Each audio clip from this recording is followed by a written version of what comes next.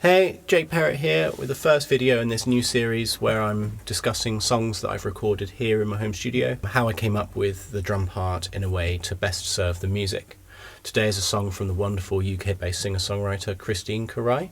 The song is called Better For Me, and this is the first of actually 4 songs that I recorded for her.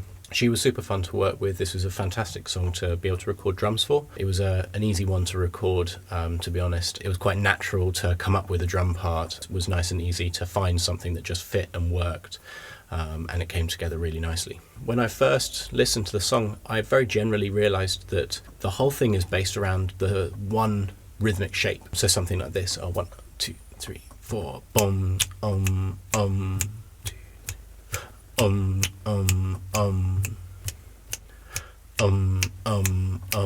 So it made sense to always have this in the back of my mind and to play off of that somehow. So that would have sounded something like this.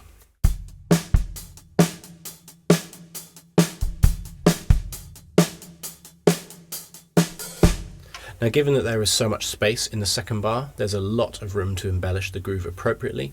So I worked out a number of sort of different variations and some ways I could play around this pattern, and then the simpler of which appear towards the start of the song and in maybe the calmer sections, so generally the verses I'm thinking there. And then as my variations become kind of a bit bigger, a bit busier on the bass drum pattern, that's more what you hear in the chorus, because I'm thinking about building and sort of shaping the dynamic of the song through the drum groove I'm playing and how busy or not busy it might be. In particular, I'm taking cues from Christine's vocal and generally just trying to play off her a little bit.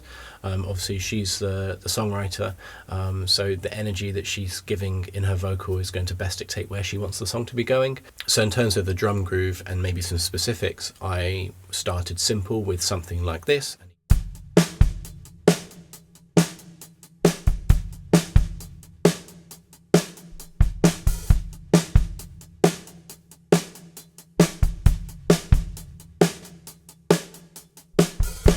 So in that demonstration, notice I'm not hitting especially the hi-hat particularly hard. I'm aiming to really be hitting the hi-hat on top of the cymbals with the tip of the stick. It keeps that dynamic down so that then when I go to maybe the second verse, I can start using the edge of the cymbal with maybe the shoulder of the stick. I'm not actually going to hit it harder, I'm not aiming to play louder, but it just gives it a slightly chunkier tone.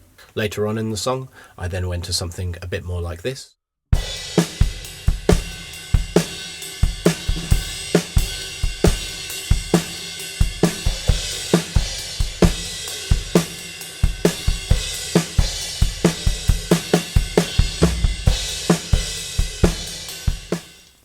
Okay, so 2 things hopefully you noticed. The first was it was a lot bigger, it was a lot louder, it was a lot busier with the bass drum pattern, and I'm adding in some cymbals as well. I'm not just phrasing that rhythm on the bass drum, I'm also crashing it on the cymbals as well, and there's some fills in there. But on the ride cymbal, I'm also using not the tip of my stick so much, I'm using maybe this more, this part, and just striking the cymbal, not on the edge, I'm not crashing it, but I'm just giving it a bit of a bigger tone than just the tip of the stick.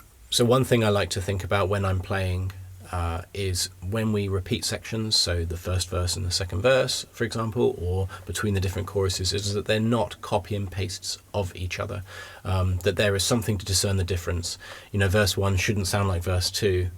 Depends on the song and the genre, of course, but certainly in something like this where it's a bit of an organic kind of song, I want to make sure that verse 2 has built upon what verse 1 presented.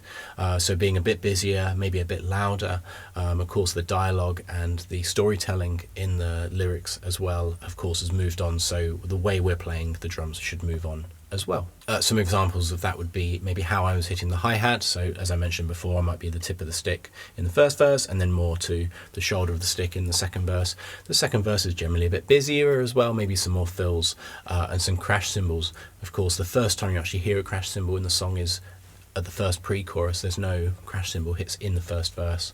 So it's just a way for me to keep it kind of low in the first verse and then bringing it up a bit more in the second verse. But the reason I chose to be on those bigger cymbals as well as for the dynamics for the chorus is actually because Christine goes to a higher register. She's obviously louder, there's a bigger intensity to what she's doing, and the band arrangement underneath her vocal as well becomes more legato as well, as much more of a longer sense to all of the notes that are being played by everyone. So it made sense for me to do that as well, as why I'm going to sort of a crashy ride sound as opposed to a tight hi-hat sound. So we get that contrast between the verse and the choruses, but also it makes sense within the arrangement as well. Probably my favourite moment of this song is going from the breakdown chorus into the final chorus. There's a really nice build-up, and I noticed in Christine's vocals she's got quite a specific rhythmic phrase that she's singing, which I thought would be really nice to phrase in the drums as well. What it meant is that we got a really nice effective build-up. It wasn't just going dum dum dum dum dum dum dum on some eighth notes. We still got that nice build, that big crescendo going into the chorus, but it made a bit of sense against what she was singing.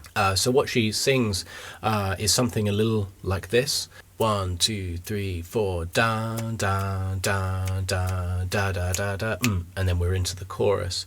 So I thought it'd be quite nice to phrase something like that in the drums as well. I didn't follow her note for note perfectly, but you can see there's enough of a sort of a togetherness between me and the vocal that gives this nice, really effective build. I actually spoke to Christine just after she released this song. I know it's my favourite part of the song, but it's actually her favourite part of the song as well, so it means I obviously did something right, which is reassuring. Well, I think that's everything. I have a performance video which you can check out on my channel, and you can see in practice everything that I've kind of talked about in this video. And I've also created a commentary video with a voiceover talking through my performance in real time, so you can hear my thought process and how I came up with that drum part and why I did some of the things that I did. I hope you enjoyed this video. I hope you enjoy the other two videos. Thanks for watching, and I'll see you on another one.